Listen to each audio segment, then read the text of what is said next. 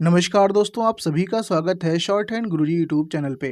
आज बहुत दिनों बाद आप लोग से मुलाकात हो रही है यूट्यूब पे, लेकिन लगातार हमारा 8 बजे वाला जो क्लास था वो टेलीग्राम पे लाइव चल रहा था। डेली वहाँ पे डिक्टेशन भी हो रही थी और रीडिंग भी आप लोग से कराई जा रही थी। हाल आज के डिक्टेशन को स्टार्ट करने से पहले एक छोटी सी इन्फॉर्मेशन आप लोग को दे देते हैं कि हमारे शॉर्ट हैंड गुरुजी के यूट्यूब चैनल पे एक प्लेलिस्ट आज आपके लिए बना दी जा रही है इलाहाबाद हाई कोर्ट स्टेनो के नाम से, क्योंकि आगे आने वाले जो भी डिक्टेशन होंगे वो फोकस्ड होंगे हमारे इलाहाबाद हाई कोर्ट स्टेनो के एग्जाम के लिए। जैसा कि आज के दिन की वीडियो में भी मैंने बताया था और अभी फिर से बताना चाहता हूँ कि अगर आपको स्किल को अच्छे से तैयार करना है, अगर स्किल में क्वालिफाई करना है, अच्छे मार्क्स लाने हैं, तो हर टाइप के डिक्टेशन पे आपकी पकड़ होना बहुत ज़्यादा ज़रूरी है।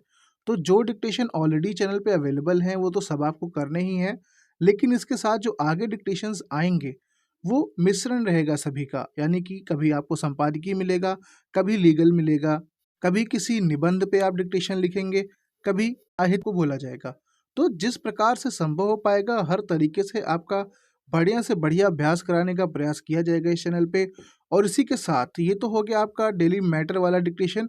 साथ में जो कठिन शब्द होते हैं, चाहे वो लीगल शब्द हो या फिर संपादकीय में आने वाले शब्द हों या फिर संसदीय शब्द हों, सभी का सिर्फ एक डिक्टेशन फॉर्म में आपको जो आउटलाइंस होती हैं, यानी सिर्फ वर्ड्स का भी डिक्टेशन आपको उसी प्लेलिस्ट में मिल जाएगा।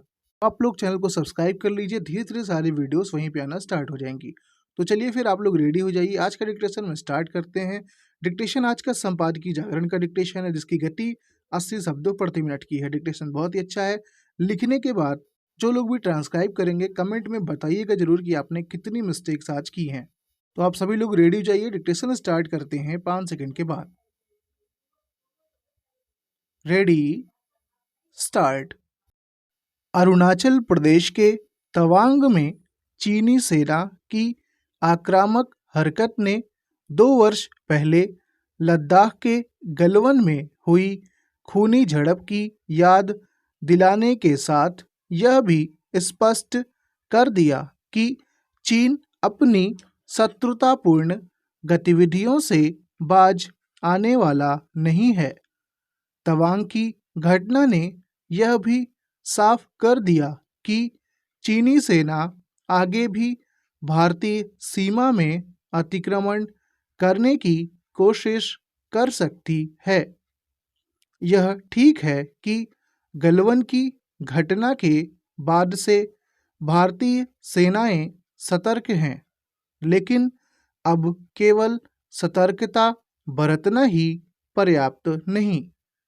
हमारी सेनाओं को चीनी सेना के खिलाफ रक्षात्मक के बजाय आक्रामक रवैया अपनाना होगा। ऐसा लगता है कि गलवान में उसे वैसा सबक नहीं सिखाया जा सका जैसा जरूरी था।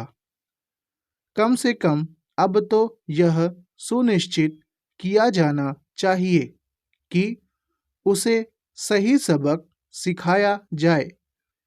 यह केवल सीमाओं पर चौकसी बरतने से नहीं, बल्कि उस पर आर्थिक निर्भरता कम करने से भी होगा। यह ध्यान रखा जाना चाहिए कि गलवान की घटना के बाद आयातित चीनी वस्तुओं पर निर्भरता कम करने के जो तमाम कदम उठाए गए, उनसे वांछित परिणाम प्राप्त नहीं हुए। अफसोस कि ऐसा आत्मनिर्भर भारत अभियान शुरू करने के बाद भी नहीं हुआ।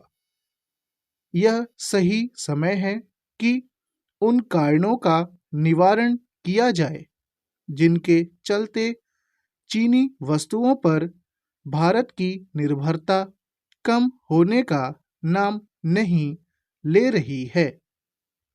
इस दिशा में ठोस उपाय इसलिए भी किए जाने चाहिए क्योंकि व्यापार के मामले में पलड़ा चीन की ओर झुका हुआ है। यह भी समझा जाना चाहिए कि चीनी ऐप्स पर पाबंदी लगाना पर्याप्त नहीं साबित हुआ। बेलगाम चीन को सही संदेश देने के लिए भारत को उन देशों से संपर्क संवाद बढ़ाकर आर्थिक एवं सैन्य सहयोग कायम करने के लिए भी सक्रिय होना चाहिए, जो उसकी दादागिरी से पीड़ित हैं। इसके अतिरिक्त भारत को तिब्बत और ताइवान के मसले पर भी मुखर होना होगा। इस सब के साथ ही यह भी आवश्यक है कि चीन के मामले में देश का राजनीतिक नेतृत्व एक सुर से बोलना सीखे।